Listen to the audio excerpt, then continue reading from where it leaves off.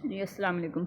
آج ہم جو ہے کتاب گیندا کی معاون کتاب جو ہے کرن، اس میں پیج نمبر 3 پڑھیں گے، جس میں کہ حضرت لقمان رحمۃ اللہ علیہ کی اپنے بیٹے کو نصیحتیں دی گئی ہیں، لکھی ہوئی ہیں، ٹھیک ہے۔ تو حضرت لقمان کون تھے؟ حضرت لقمان اللہ تعالیٰ کے ایک بہت ہی نیک بندے تھے، اور انہوں نے اپنے بیٹے کو کچھ نصیحتیں کی تھیں۔ حضرت لقمان اتنے اچھے اور نیک آدمی تھے کہ ان کا قرآن میں بھی ذکر ہے۔ قرآن میں پوری ایک سورت ہے سورہ لقمان کے نام سے۔ اچھا، اوپر جو ہے یہ آپ دیکھ رہے ہیں اپنے پاس، اس میں جو ہے وہ ایک حاشیے کے اندر جو ہے وہ ترجمہ لکھا ہوا ہے۔ یہ ترجمہ کیا ہے؟ قرآن کا ہی ترجمہ ہے۔ قرآن میں سورہ لقمان کی آیت نمبر 27 کا ترجمہ انہوں نے یہاں پہ دیا ہے، لکھا ہوا ہے۔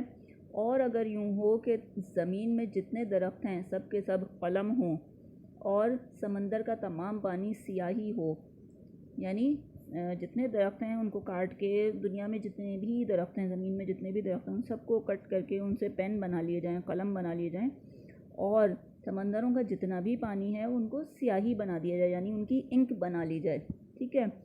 اور اس کے بعد 7 سمندر اور سیاہی ہو جائیں، اور اس کے بعد 7 اور سمندر ہوں اور ان کا بھی پانی، تمام پانی جو ہے وہ انک بنا لیا جائے، تو خدا کی باتیں یعنی اس کی صفتیں ختم نہ ہوں، بے شک خدا غالب حکمت والا ہے۔ اس کا مطلب کیا ہوا بیٹا؟ اس کا مطلب یہ ہے کہ اللہ تعالیٰ کی خوبیاں، اللہ تعالیٰ کی باتیں، اللہ تعالیٰ کی بڑائی، اللہ تعالیٰ کی صفتیں بیان کرنے کے لیے اگر ہم ساری دنیا کے تمام درختوں کے پین بنا لیں، اور تمام دنیا میں جتنے بھی سمندر ہیں ان کے پانی کی ہم انک بنا لیں، اور پھر مزید 7 سمندر جو ہے وہ اور کہیں سے آئیں ہمارے پاس، اور ان کے تمام پانی کی بھی اگر ہم انک بنا لیں، تب بھی اللہ تعالیٰ کی خوبیاں، اللہ تعالیٰ کی صفات، اللہ تعالیٰ کی بڑائی لکھتے لکھتے یہ سب سوکھ جائیں گے، لیکن اللہ کی جو خوبیاں ہیں اور جو صفات ہیں وہ ختم نہ ہوں گی۔ بے شک خدا غالب حکمت والا ہے، یعنی اللہ تعالیٰ کی بڑائی اور حکمت جو ہے وہ ہر چیز پر غالب ہے، یعنی ہر چیز سے بڑی ہے، ہر چیز سے بڑھ کر ہے۔ اب نیچے آتے ہیں، انہوں نے جو ہے وہ دیا ہے کہ حضرت لقمان کون تھے۔ حضرت لقمان رحمۃ اللہ علیہ بہت عقل مند اور نیک انسان تھے، جو حضور اکرم صلی اللہ علیہ وسلم سے پہلے کے زمانے میں گزرے، یعنی حضور صلی اللہ علیہ وسلم کی پیدائش سے بھی پہلے ہوا کرتے تھے کسی وقت میں، ٹھیک ہے۔ اللہ تعالیٰ نے ان کی کچھ باتیں قرآن میں دہرائی ہیں تاکہ ہم سب کو نصیحت اور فائدہ ہو سکے۔ انہوں نے اپنے بیٹے کو کچھ نصیحتیں کی تھیں، وہ اتنی اچھی تھیں کہ اللہ تعالیٰ نے ان کا ذکر قرآن میں بھی کیا، تاکہ وہ باتیں، وہ نصیحتیں ہم تک پہنچ جائیں اور ہم بھی ان سے فائدہ اٹھا سکیں۔ سب سے پہلی نصیحت انہوں نے جو اپنے بیٹے کو کی وہ کیا تھی؟ اللہ کے ساتھ کسی کو شریک نہ کرنا، یعنی اللہ کو ایک ماننا، صرف ایک اللہ کی عبادت کرنا، اللہ کے ساتھ کسی کو شریک کرنا یعنی اللہ تعالیٰ کے ساتھ کسی کو اللہ جیسا ماننا، نعوذ باللہ۔ جیسے کہ ہندو ہوتے ہیں، وہ بتوں کو مانتے ہیں نا، کہ ان کے ہاں ایک سے زیادہ بت ہیں اور ایک سے زیادہ خدا ہیں، کیا کہتے ہیں وہ؟ اللہ تعالیٰ کو بھی مانتے ہیں لیکن وہ کہتے ہیں جی اللہ تعالیٰ کو نہیں مانتے، وہ کہتے ہیں یہ وہ خدا ہیں، ٹھیک ہے۔ اب ان کے ہاں جو ہے وہ 5-6 قسم کے خدا ہیں اور وہ ان سب کو جو ہے وہ مانتے ہیں، تو یہ غلط ہے۔ یہ اللہ کے ساتھ کسی کو شریک کرنا ہے، جو کہ شدید منع ہے۔ اور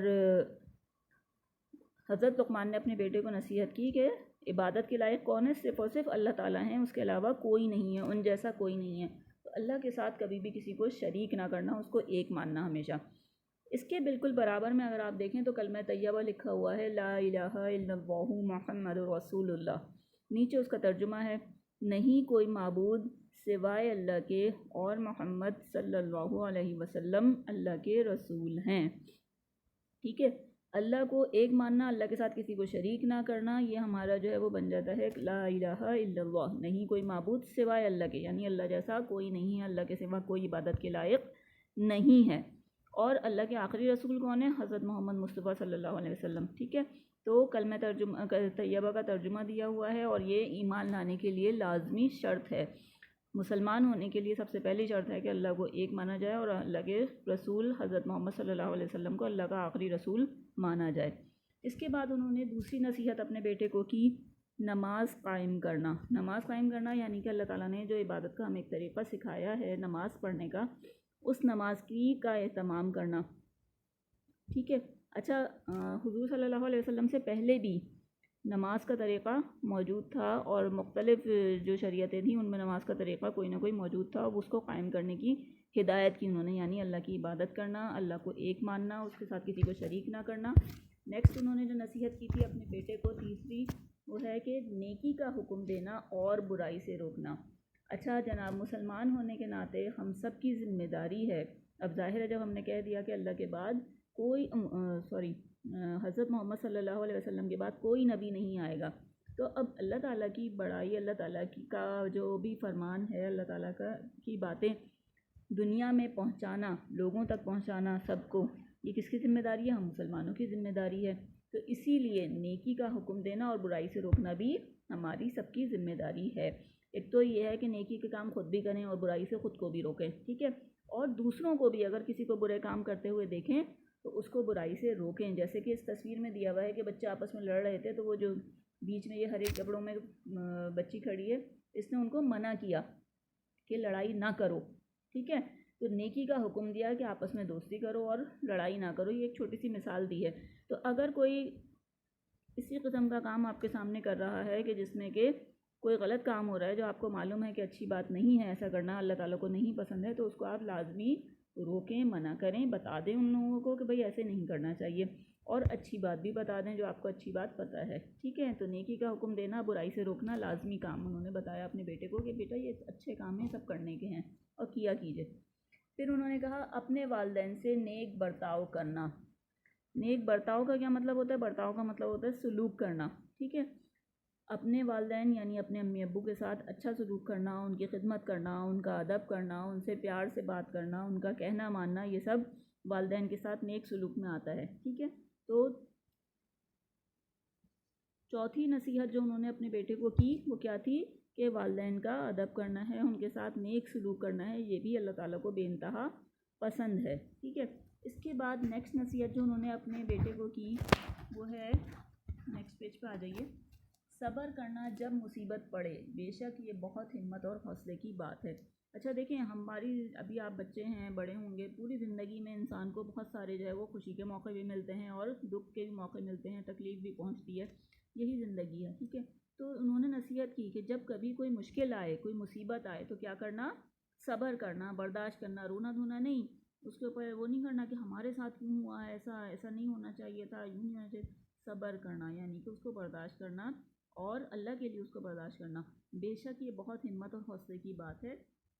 جو لوگ مصیبت پر صبر کرتے ہیں وہ بہت حوصلہ مند ہوتے ہیں، بہت ہمت والے ہوتے ہیں، اور اللہ تعالیٰ کے ہاں ان کے لیے اس کا بہت زیادہ اجر ہوتا ہے۔ اگر ہم پہ کوئی مشکل آتی ہے، کوئی تکلیف آتی ہے، چاہے یہ دیکھیں نا، جیسے کہ چھوٹا سا بچہ سائیکل سے گر گیا، وہ رو رہا ہے، یہ تکلیف بھی اس کے لیے باعث رحمت بن جائے گی، اس کے لیے ثواب کا باعث بن جائے گی اگر وہ اس پہ صبر کر لے۔ تو چوٹ لگ جائے تو کیا کرنا چاہیے؟ آپ اللہ تعالیٰ سے دعا مانگ لیں فوراً، روئیں دھوئیں نہیں، ٹھیک ہے۔ اگر زیادہ بڑی چوٹ لگ گئی ہے تو اس کے لیے جو بھی علاج کر سکتے ہیں، کوئی دوا وغیرہ لگانی ہے وہ لگا لیجیے۔ کوئی اور مشکل آ گئی ہے، کسی قسم کی زندگی میں پریشانی آ گئی ہے، تو بجائے اس کے کہ آپ اس پہ روئیں دھوئیں، چیخیں چلائیں، واویلا کریں، اس سے بہتر ہے کہ آپ صبر کریں اور اسے اللہ کی مرضی سمجھ کر برداشت کریں۔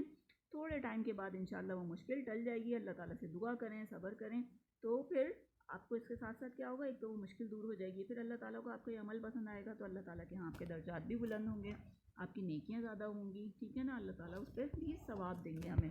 اس کے بعد انہوں نے ایک اور نصیحت کی اپنے بیٹے کو، جو کہ ان کی چھٹی نصیحت ہے، کہ اپنی آواز کو ہمیشہ دھیما رکھنا، دھیما یعنی ہلکا رکھنا، آہستہ رکھنا، کیونکہ سب آوازوں سے زیادہ مکروہ آواز گدھے کی ہے۔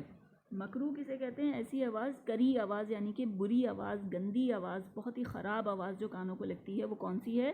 گدھے کی آواز ہے۔ گدھا جب بولتا ہے تو کیسا لگتا ہے نا، کانوں میں تکلیف ہو رہی ہوتی ہے، عجیب سا لگ رہا ہوتا ہے، بالکل نہیں اچھی لگتی اس کی آواز۔ تو انہوں نے اس کو مثال دی کہ اپنی آواز کو دھیما رکھنا، آہستہ آواز میں ہمیشہ بات کرنا، لڑائی جھگڑا نہیں کرنا، کسی سے چیخ کے بدتمیزی سے بات نہیں کرنا، کیونکہ سب آوازوں سے زیادہ مکروہ آواز گدھے کی ہے۔ اپنی آواز کو گدھے جیسی آواز نہیں بنا لینا جو چیختا ہے اور عجیب سی آواز نکلتی ہے، لوگوں کو بری لگتی ہے، لوگ اپنے کانوں پہ ہاتھ رکھ لیں، برا محسوس ہو انہیں، ایسا نہیں کرنا۔ تو اپنی آواز کو دھیما رکھنا، اس کا مطلب ایک یہ بھی ہے کہ آپ اپنے اندر عاجزی پیدا کریں، آپ اپنے اندر نرمی پیدا کریں، ہر ایک سے اچھے اخلاق سے پیش آئیں۔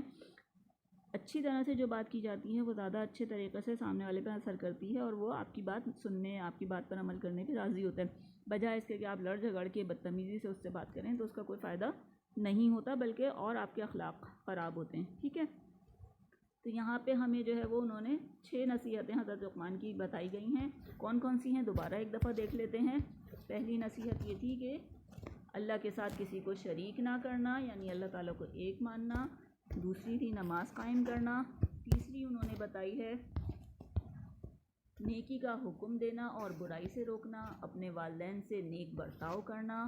اور پانچویں ہے صبر کرنا جب مصیبت پڑے، بے شک یہ بہت ہمت اور حوصلے کی بات ہے. اور لاسٹ چھٹی نصیحت جو انہوں نے اپنے بیٹے کو کی تھی کہ اپنی آواز کو ہمیشہ دھیما رکھنا، کیونکہ سب آوازوں سے زیادہ مکروہ آواز گدھے کی ہے. اب یہ تو ہم نے پڑھ لیا، ٹھیک ہے. اب بات یہ ہے کہ ہم اس کو پڑھنے کے بعد کیا کریں. سب سے پہلی بات یہ ہے کہ ہمیں کیوں بتایا گیا، ہماری اصلاح کے لیے بتایا گیا، ہمارے سیکھنے کے لیے بتایا گیا. تو ان سب باتوں کو ہمیں اپنی زندگی میں بھی شامل کرنا ہے، یعنی اللہ کے علاوہ کسی اور